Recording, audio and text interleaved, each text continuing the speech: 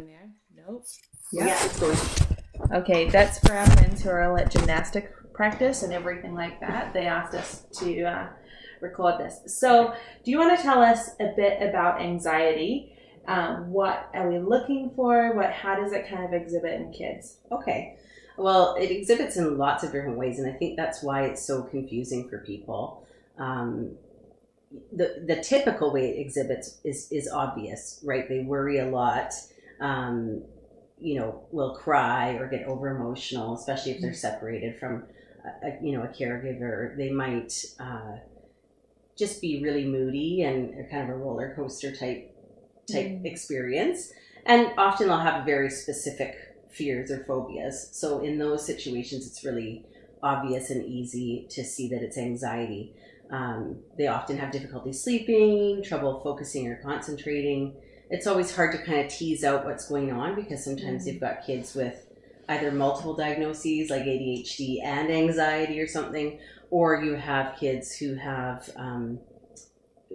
something else going on and it's not anxiety related. But for the most part, you can tell if there's a lot of worry that they're talking about worries, they're focused on something very specific, that's obvious. And then there's the not so obvious. These are kids who maybe try to control a lot of situations, and a lot of people would just see them as really bossy children. Okay. And they might even consider them to be really dominant. And so I often find parents will miss that, right? They won't see the anxiety because when they bring the child in, it's because their child's not listening and they're having behavior problems. Right. But often it's actually anxiety and they're just trying to find some form of control in some area in their life. And so they become belligerent to their parents or that sort of thing. So it's more like a surface issue that we're looking at when a kid is dominant or bossy or something like that. Yeah. So you often will see those kind of behaviors and people will mistake that and not realize it's anxiety. So, yeah. So, there's lots of different strategies that you can use when you do work with anxiety, and especially when I work with kids who have anxiety, and sleep is a point of anxiety for them. It's actually the number one fear that children have is sleeping in their room at night. There we go. Number one fear is sleeping in your room at night, and some of you may be experiencing that with your kids. It is not uncommon amongst my clients. We're going to get into some Q&A here. So I posted the other day that you could post questions ahead of time, and we're going to kind of open things up as we talk along. And if you have a question, you can just post it on this live video and it will pop up, and we will make sure that we get to your question. So the first one is by Jocelyn, and my almost 3-year-old has recently started hating his daycare, screaming, hysterically crying, refuses to go. Apparently, the daycare provider yelled at him to stop crying. I have subsequently kept him home for the time being until I figure out my next move. At night, he wakes up multiple times asking if I'm in the room. He just needs to be close to me, super clingy. He is very wary about grown-ups in general, shy and anxious, so having his daycare lady yell at him must have really rattled him.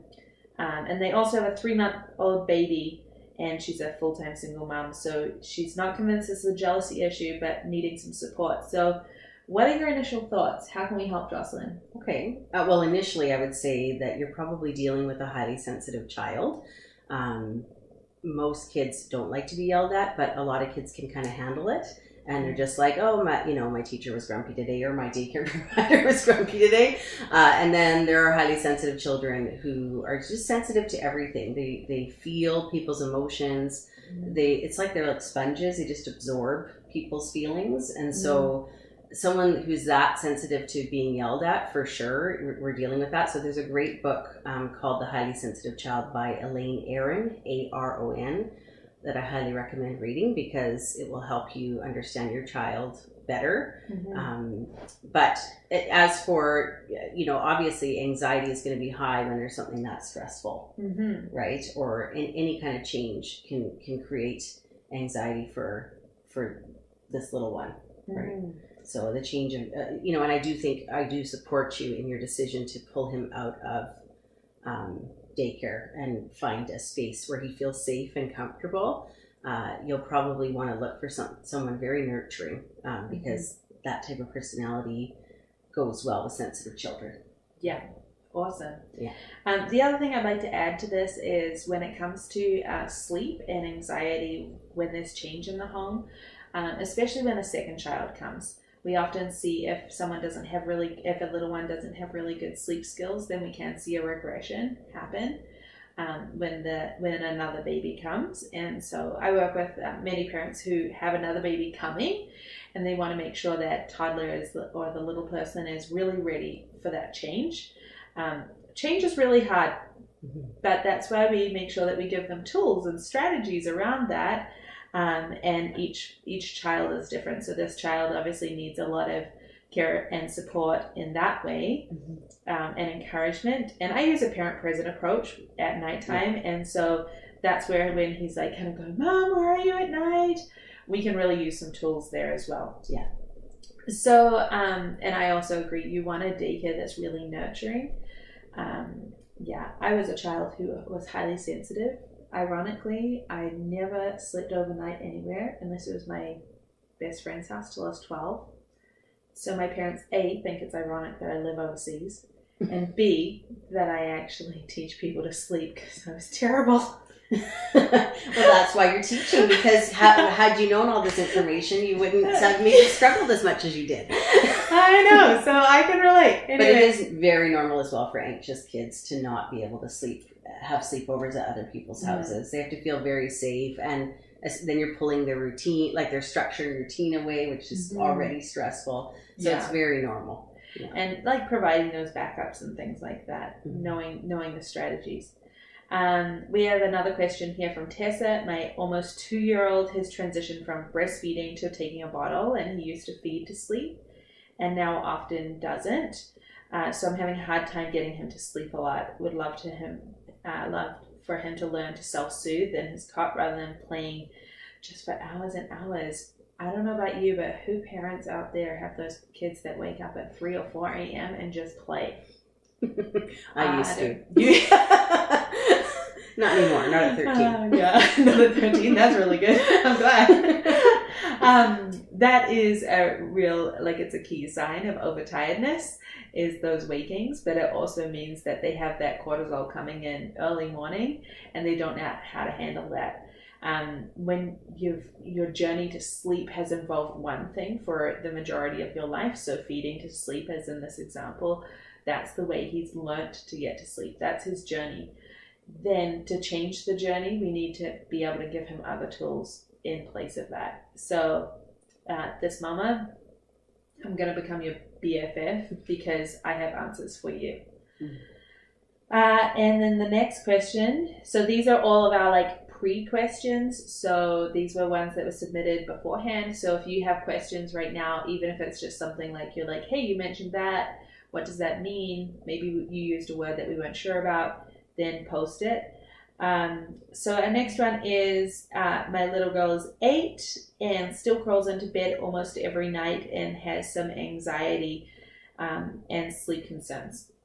So when we talk about kids climbing into bed at night, I'll talk about sleep in a minute, but in regards to anxiety, what are they seeking in that? Well, children are seeking reassurance in that situation. They're seeking safety and nurturing, and all of those things are things that they need. But there are ways to work with that child to get them back to their own space and to reward them when they are in their own space. So, for instance, my son used to do this. Actually, used to get out of his room every single night, and it was starting to drive us crazy. So we decided to come up with a little token system, or a little system where he would get tickets, and so they were $5 each, right? And he could use them to have me come into the room with him and lay with him. He had 4 of those a month. But if he didn't use them, then he would get $20 at the end of the month, or $15 or whatever he had left. That was with him having known all the skills around how to manage his anxiety on his own, right? So you don't want to just throw a child in and say, Here's $20. Good luck. Yeah. And, you have to also know what motivates your child. My son loves money, so that's not a problem. But, other kids, that wouldn't motivate them at all. But for him, it was more, I just wanted him to realize that he could use his own skills to calm his body down and relax, because he was just depending on me to do it and to support him in that when he actually knew how to do it. So once they kind of know how to calm their bodies down, relax, do deep breathing, all the basic skills that we do to get our heart rate down and to kind of quiet our mind, often they just fall asleep on their own, right? Yeah. But and then if they're nighttime waking, that's probably partly overtired, right? But usually they're seeking reassurance. So we want to find ways to reassure them, but then try to reassure them in their space rather than reassure them in your space, so that you're not like reassuring them in the middle of your bed. And, they get used to that and think, this is the place I need reassurance now. So we want to try our best to move into their space. That's their safe space where they're supposed to be feeling good and safe. And so that's where I would do the reassurance, and then you kind of slowly, progressively move out. This is one of the things I actually use with my older clients when it comes to the end goal. So this is a long-term strategy for this little one. She may actually have some issues around like those skills, those basic skills about how am I going to sleep on my own? What does it look like? How am I safe? All of those kind of things. So the tokens that we use, depending on the kid, some kids, they really love, like he loved money. Yeah. Another client of mine loved high fives. And that's great. It's really cheap. Well, we're talking about a 12-year-old at the time. This is true. This is 12-year-old. They do understand the concept of money a little bit more. Exactly. When he was 6, that wouldn't have been what would motivate him. Probably a Smartie would have been good. A Smartie would have been good? Yeah. So we want to talk about like there's always steps in restoring sleep as well. So restoring anxiety as well. Like we're not going to be like, you're fine. We're going to implement skills. We're going to get progressive about it so that we're not launching a whole bunch of things on them at once. Yeah. And we're equipping them and we're along for the ride. So yeah, and it's a long process, right? It's not, well, for anxiety anyways. I can't say for the sleep thing. I know that's not as long, I think. But in terms of learning how to manage your anxiety, it's a longer process for kids to not only use the skills, but also learn how to like be motivated to use them themselves without the support of someone else, right? Like they'll often say, well, that doesn't work, Okay, well, it might not work, but you have to try it for more than 5 seconds. And that tends to be what kids do, right? They tend to. So sometimes I even offer little prizes or things just to actually, did you practice a skill? Show me which one you did. How did it work? And they can rate it and see whether it actually was helpful or not for them, because everybody, that's the other piece about children, is everybody's so different. And so what works really well for one kid they might just hate it and think it's awful, like another kid, right? Yeah, exactly. It's all really different. So we're going to go here. I'm just going to look at this one, this comment here. So my 2.5-year-old is beginning to say that she's scared when she's going to her room for bed. I'm thinking it's attention or to test the boundaries to see what we'll do about it. We kind of brush it off and say it's okay and she can go to sleep now. Is this the right way to handle this? Should I dive into more to see what she's actually afraid of? I'm worried she'll use this as an excuse to fight bedtime. Okay. Really, really common parental concern. Don't worry, sister. Yeah. I would say I would validate the emotion. Just let her know it's okay that you're scared, and I would explore, what are you scared of? Because it could be something really simple that's fixable. I remember one time one of the kids I was working with was scared. He didn't like the end of his bed. He felt like there was an empty space there, and he felt really uncomfortable sleeping because he thought maybe some monster would pop up or whatever. You know how their minds are. And so we just solved that by putting a chair there. Right? Like sometimes it's just something as simple as that.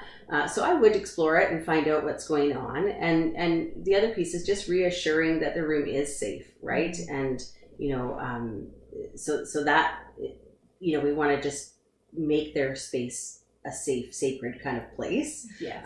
Where they enjoy their time in the room. So that would be really important too, is being in that room more than just at bedtime. Yeah, right? That's one of the things I tell my clients, regardless of age, is make sure you're spending time with your children in their room each day. This is their space. They need to understand it's safe, and they need to know that it's okay.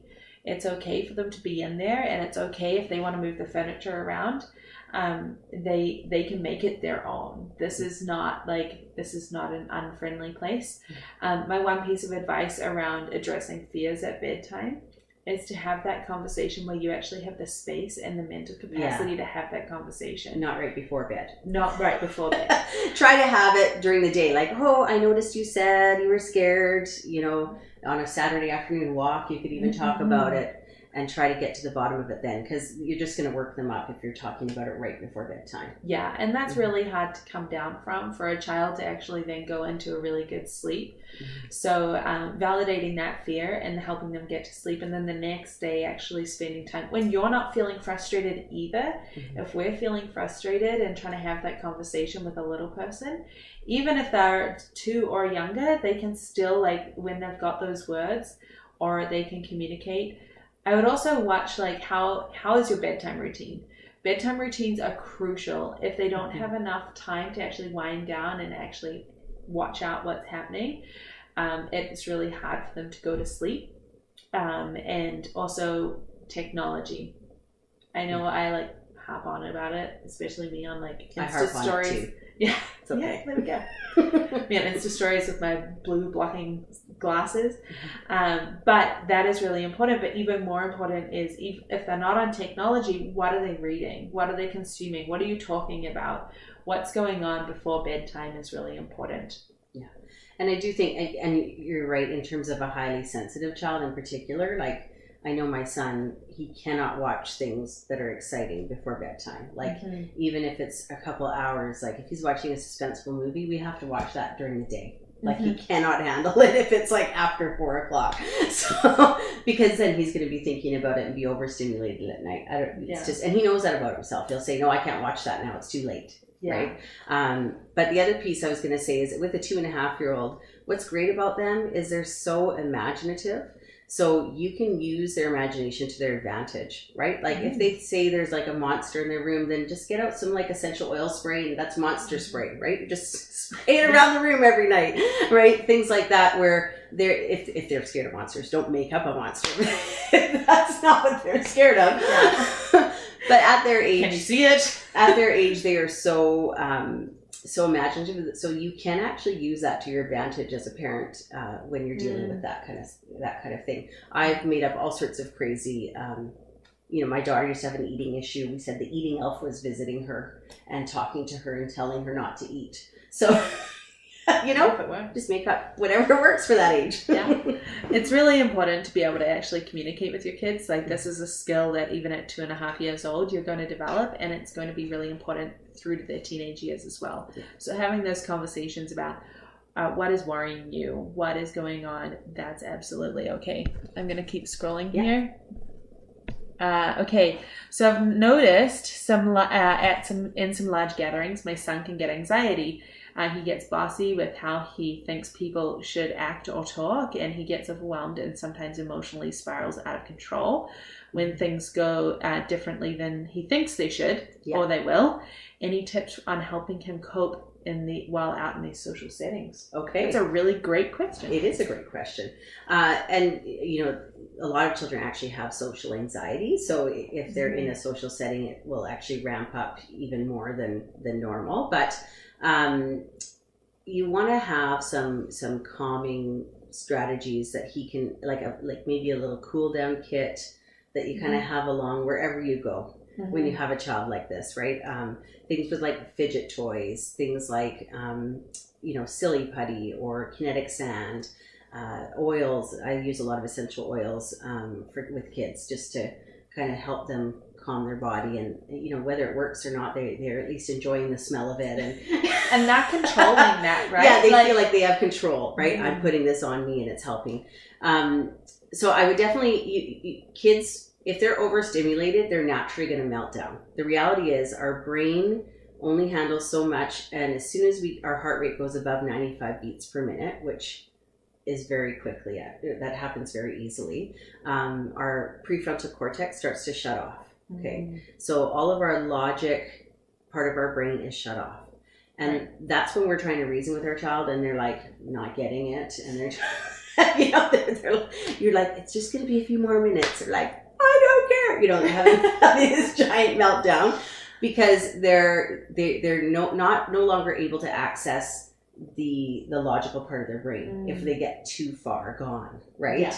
And so we want to really be mindful of watching our child's cues, knowing what, when are they at a 6 or a 7, and like starting to kind of implement those things. And so maybe it means in a large social gathering that you're taking your child outside for breaks every once in a while, or you're going to the bathroom often, just to kind of give them a breather from people and just kind of giving them some safety. But typically they can learn how to calm themselves down.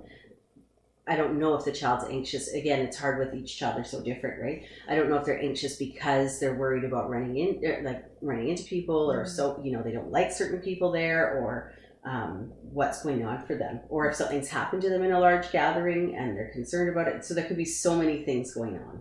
Yeah. And definitely kids will try to control the more anxious they get, right? Yeah. So give them choice as well. That's awesome. Right. Mm-hmm. Even if it's, are you going to eat at this chair or this chair, right? They might not, they might think that, or they might just feel a little bit more control if they're choosing those things, even if it's not really a choice, right? We want to give them, are you going to eat this vegetable or this vegetable? Like, who cares? But it's just giving them more feelings of power, because that's why they're challenging you. We actually experience this a lot. If you've heard our story, my husband and I, Zach, we actually did respite foster care, and our little foster son was very anxious, and this was actually one of the things that we had to really work on with him, was large social gatherings. We actually found that music was really helpful for him to self-regulate, the things that he could control. But the other thing we really were tried to be on top of was those pre-conversations. Things are not going to go how you would like them to go. Yeah, for sure. However, these are the things that I can help you control. And then if things are suddenly going to change, then I would pull them aside and say, okay, so these things, the plan's going to change, and these are our options. And so rather than him finding out in this big setting where 20 people are finding out at once, and he's like, but I didn't want that, because that's what would happen. Yeah. I don't want to do that. We could actually process that emotion if I knew. And often the hosts are very understanding. If you go, hey, if we're going to change tack here, can you just let me know so that we can prep our kids? Yeah. They're generally very understanding. Yeah. Obviously, it's really hard when, like you were saying, things that people do specifically, or things that they say, and the child feels like they're not appropriate. And that's where we're teaching our children and each other about people's body space. Like, people can choose the words that they choose. However, we get to choose the words that we choose. Yeah. And we get to choose how we react to those too. Yeah, and also teaching assertiveness can be part of that, right? Teaching kids to say, I'm really not comfortable with that question. Yeah. Like, it's okay to say that to somebody, right? Yes. Or, and also around, that's one of my big things that I'm trying to teach families too, is around consent, and, not making your kid hug people if they don't want to hug them, right? Because we're teaching, like, it's their body. They should be allowed to hug who they want and not hug who they don't want, right? So I think sometimes as parents, we're like, no, give grandma a kiss on the cheek, Especially for huggy people. Yeah. I love to hug people. but not everybody is, right? And so I'm the same, but I do have a child who does not like hugging. And so I think, just recognizing that everybody's going to be different in those spaces. Mm-hmm. Awesome. Another question here. Okay. How would you recognize anxiety in a really young child, specifically infants as young as 1? Can children this young exhibit signs of anxiety or have anxiety aside from separation anxiety? Asking as I work with infants in a daycare setting. That's a really good question. Yeah. You can have anxiety at any time, at any age.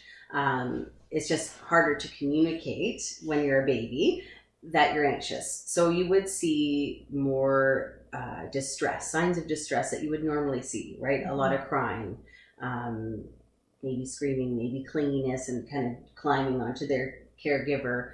And it doesn't have to be separation anxiety. They might just feel anxious about a new setting. They might scream, they might, it depends on at under 1, I think crying would be the main thing that you would see, just really distressed. And you do see kids that have this, right? As soon as they start to realize that their, object permanence, as soon as they start to realize their parent is not, in the room anymore, and they realize they're separate from their parent, they can start to have anxiety and get stressed out about that. But even just changes in environment, especially a highly sensitive child will notice those changes. Highly sensitive kids, as I said, they absorb emotion. So they might even notice tension in the room that you or I wouldn't, we might not even be aware it's there. Yeah. But they notice. And so you'll see either acting out, kind of having a temper tantrum if they're a little bit older, but it can look the same as an infant. But definitely they can have anxiety. It's just really hard to teach them the skills at that age. So it's more about self-soothing and those sorts of things, which I'm sure you work on with kids. Oh yeah, we work on that with kids. I actually posted a blog today about 4 things for separation anxiety, and a lot of those apply to anxiety as well. And then in the coming days we have another 4 tips on how to handle that. But actually the way we can do that with little infants is to play games like peekaboo, and they're really fun. But also moving things under cups, and so creating those skills where they actually learn that they can control some of this. If you're teaching children how to self-regulate when they are, this is if you're in an environment and they're feeling really frantic and you need to help regulate their breathing, you can put their chest against your chest and breathe very deeply, and they'll naturally regulate against your breath. And so by you calming down your breath and going, and you can really regulate them and actually teach them that skill as well. The other thing that I really recommend is to make sure that you're not launching new environments super fast and frequently on them. So giving them time, especially little people. If you think about when babies, when they're on the floor and then you move them into a new room and put them on the floor again, everyone else is taller, and that height is power, right? So they are trying to figure out, where do I belong in this room? How do I navigate it? Whose legs do those belong to? Yes. And so actually holding them and introducing them to a room is really healthy as well. Yeah. And I think, that when you're working with kids, even at that age, reassuring them, being supportive, trying to kind of help them. Some kids are really observant and they'll notice things, and so you can kind of even point out things if it helps them to feel safe and secure. Other kids are not observant at all, and they probably wouldn't be having anxiety because they're not observant. It's very true. Okay, so so how do you help extended family understand if your child has anxiety? Okay, well, that's a very good question. I think it's tricky because extended family might be doing bedtimes or might be doing things with the child, and really all we can do is let our extended family know that this is what's happening for our child. It is a condition of the brain, right? And I think a lot of people don't still, especially the older generation, they don't really understand that there's a biochemical imbalance happening in the brain. And there are some kids who just have a small level of anxiety about something particular, like spiders. Okay, that's not an anxiety disorder. But what I'm talking about is someone with an anxiety disorder. And so your brain is wired differently and you need different supports. Just like if you had diabetes and you needed to take insulin every day, you wouldn't not take insulin. That would not be, that would be deadly, right? Yeah. It's the same thing with treating anxiety. If the person's coming alongside and not supporting them the way that they need to be supported, it's like not giving them what they need, right? And so that's how I would describe it to family. I think that sometimes they don't realize that it's just as difficult. And they, you know, different generations have different philosophies. They kind of, you know, 20 years ago or even, you know, 30 years ago, 40 years ago, it was like suck it up mentality, right? Like you know what, too bad for you that you have anxiety, right? But now there's just so much more understanding around it. I think it is tricky, and again, it would depend on the family and or the situation. You may have to get somebody else involved, like a professional involved, to explain it. I find that sometimes helps, or giving them books or resources on anxiety to help them understand what your child is going through. Those can be really helpful. There's also some really helpful workbooks that you can work on with your children. And so sometimes having one of those family members, say there's a resistant family member, I might have them read that book to that child. That's handy, yeah. Right? Just so they're becoming aware of, you know, of the process and trying to help with it, right? So that's what I would do. Awesome. If you guys have any more questions, keep posting them. I'm going to look at some questions that I have, some more that were emailed in. And then also on our page, we have $100 gift vouchers or little winks that you can tag a friend in. If you know someone who's having a baby, or you are having, your child needs help with sleep as well, then feel free. One of the things that for that last one with extended family members is, especially around bedtime, is keeping that routine the same.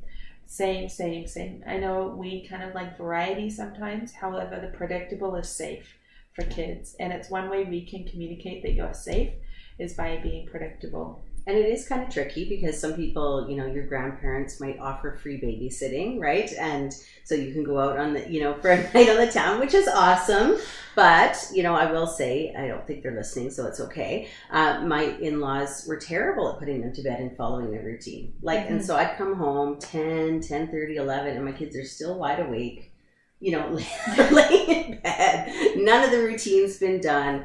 And so, you know, actually at one point we said, well, you just actually can't babysit anymore in the evenings, right? Because it's just, you're not doing what we're asking you to do. So, you know, you don't have to feel sorry for them. They actually do need to go to bed, and that's okay, right? So sometimes you may have to do that as well, right? To set the boundaries. It's okay to set the boundaries and say, this is how you interact with my child. Yeah. Okay. How do you deal with panic attacks? Oh, that's a very good question. Panic attacks with kids, I mean, they definitely have to learn some strategy, like some skills, but some very basic things. First thing you want to do is we want to get the heart rate down, okay? Because panic attack is basically your heart rate is signifying your brain to go into fight, flight, or freeze. Okay, and so so the main thing is anything that will get the heart rate down. Now, there's a couple things. First is dipping your face in cold water. That's actually a really quick and easy one. Okay, don't dump your kid's head in cold water. Okay, they have to willingly do this, but it actually stimulates the dive reflex. So if you kind of put your head down this way into cold water, your heart rate will automatically go back to normal because it's adjusting to temperature. It thinks that you're diving into water. Deep breathing, of course. Now, people tend to not deep breathe properly. So to slow the heart rate down, you want to breathe in through your nose and out through your mouth.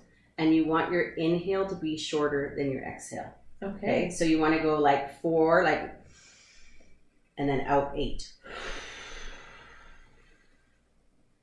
So that's kind of how we slow the heart rate down. So those are, in terms of panic attacks, they are physiological, right? Your body is going that fight, flight, or freeze. And whether your child has something legitimate to be afraid about or not, their body is signaling them that they're afraid. And the interesting thing about our brains and our bodies is that we remember every time we've been in that fearful place. So if you've had a panic attack in your bed, for instance, you know, your brain is going to pair your bed with panic, right? And so it's about kind of retraining the brain that it's safe here and it's okay here. But yeah, a lot of it is going to be calming your system down. Those are the main things that you want to work on. Yeah, that temperature piece for kids is really important because it's something that we can actually help with a lot. I know when we were looking after some kids who had panic attacks, especially like when it was snow outside like this, it was really great. Yeah. But even with my daughter now, she's crying and kind of is struggling a little bit. I'll just open the front door, let a breeze of fresh air come into her face, and it really helps her self-regulate. But I often talk to my clients about the temperature of the room. Now, our body, when it has the highest melatonin and we're asleep and we're in our deepest sleep, that is when our body's at its coolest. So if you're really warm, your cortisol, which is your like get up and go juice, stress hormone, your stress hormone, which gets you up in the morning. So a little bit is good, a lot is not. So that it can actually be paired with heat. So we want to be able to cool the body down. Yeah, and definitely going for a walk outside, you'll see that kids will naturally calm themselves down when they go outside. And the other thing it's kind of feels counterintuitive with panic attacks, but if you get them to run outside or like get their heart rate going faster, then as soon as they stop, their heart rate will go back to normal. It will regulate itself. So that's another way that we can get kids to manage their panic. Yeah. Okay. Awesome. Okay, here we go. My 5.5-year-old daughter has social anxiety and easily overwhelmed in social settings that are not completely familiar. She has an especially hard time when adults that she doesn't see frequently are asking her to talk, are talking to her or asking her questions, even if there are adults that she knows are safe. I know she is not being rude or by hiding and not responding, but I would love to help her learn how to cope and be able to respond kindly while acknowledging that this is difficult for her. Okay, wonderful. Probably one of the best, there's an actual workbook that would be really helpful for you to go through with your daughter, and it goes through a bunch of different strategies around social anxiety in particular. It's called What to Do When You're Too Shy. And so you can kind of read through it, and it gives your child suggestions on how to handle different situations, but it actually like is a workbook, so the kids work through it, draw pictures, that sort of thing. So I found that really helpful with kids that are struggling with this. But you know, the other piece is, the reality is, like, they can't help it. It's not, it's not, you're right, they're not being rude. And so I would continue to reassure my child. And again, prepping ahead of time as much as you can, even giving them some kind of standard answers and standard questions that they could ask people can really help them to feel more in control. So, well, you know, so-and-so's probably going to ask you about this. So what would you answer? You know, so that you can kind of help them a little bit. But it is normal, especially at 5.5, they're not going to have all the skills in place socially and emotionally to be able to handle those situations. As they get older, it'll get easier. And especially if they do sometimes they need support in counseling just to help them learn those social skills. But it is something at their age that would be completely normal. And I think if people have higher expectations of your child, then we might need to find different friends. I don't know. Because, you know, like a 5.5-year-old, I would not expect to, you know, I've had 5-year-olds come into my office and they literally don't talk to me at all. Because they're so uncomfortable, and it takes sometimes 3, 4, 5 sessions with their parent in the room before they even start responding to my questions, right? And so that would be a very typical case of social anxiety, and so, you know, you just keep reassuring your child, but the more you prepare them for these situations, the better. They will handle it better if they know. The hard part is kind of advocating for them in different scenarios like school, right? Where they might, your teacher might call out your name and point you out, and that's the worst thing for someone with social anxiety, the worst situation, but the reality is, teachers can make accommodations if your child is struggling with that. I've had lots of teenagers that I work with that give oral presentations just to the teacher, right? Instead of doing it in front of the whole class. So, I hope I answered your question fully. I think some kids as well, like, kind of go to the opposite and they interrupt people because they're like anxiety driven. They're like, I know how to do this, and let's just get this over and done with. Yeah. And so that's really good. We use an analogy like tennis balls as well. So if you think of, you have your bag of tennis balls and you go into a situation, and each tennis ball conversation is like a tennis game. You throw a tennis ball and it comes back at you. And so if you have tennis balls already in your bag, and I even think about my tennis balls when I'm going to speak places. Like, what am I going to do when this person asks me about this? Or what if someone comes and talks to me and I'm a little bit awkward? What kind of questions do I have in my tennis bag? I don't really have a tennis bag, but that I can throw out into the conversation as well. So yeah, absolutely. It's a lot of it for kids with anxiety. The more prepared they feel, the better they'll be, right? The hardest part is when their anxiety is so, and this is kind of when kids need help, would be if it's inhibiting their life significantly, right? Where they can't go into social settings without having severe panic, or they can't deal with their phobia without, like, so my son had a major fear of bees at one point last year, and he was getting to a place where he wouldn't even go outside, right?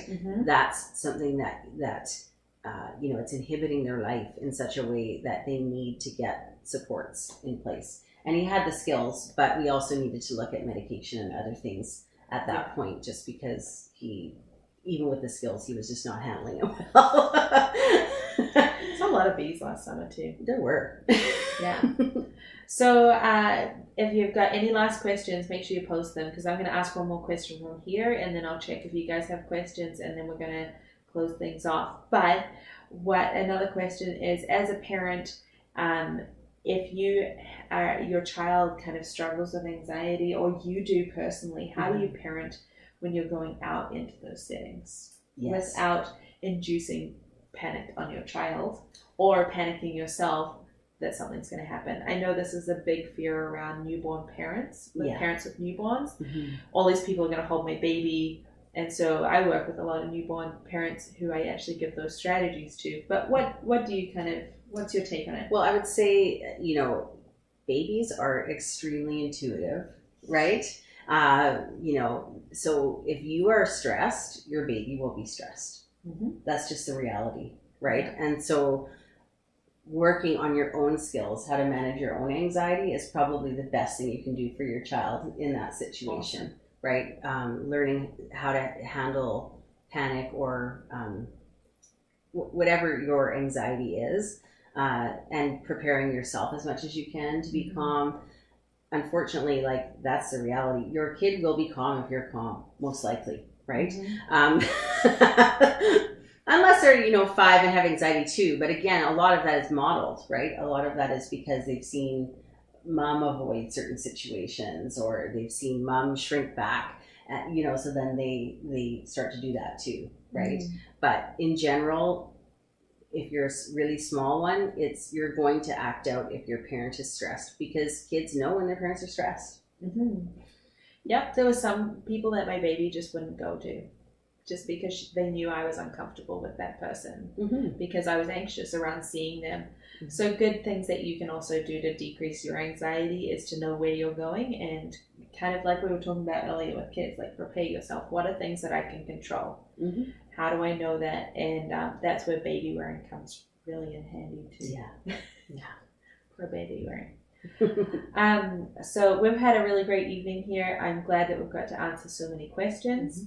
We're going to post this later on our website so that you guys can also see it. There is a post on there if you want to tag your friends for a free $100 voucher that we're going to give away. I'm going to actually draw that tomorrow so that you got time to tag people, because I posted it late because today was a bit of a gong show. But yeah, so, and if you feel like you need help with your kid, or you need a referral for your child, needs some help with it around anxiety or something like that, or if they need help around sleep, then PM me or email me, anna@littlewinks.ca, and I'll connect you either with Shannon, or if she's fully booked, then we will make sure that it is someone that she trusts that is appropriate for your child as well.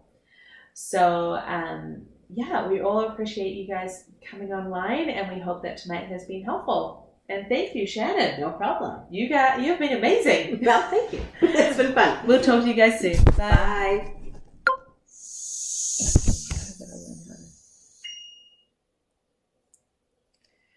Okay. Download. Saving. Well. Hi, everyone. No, let's turn I that think down. we're live. I got the wheel of death up there. The wheel of death. What does that mean? Like, you know, when you turn the wheel on and you're like, oh,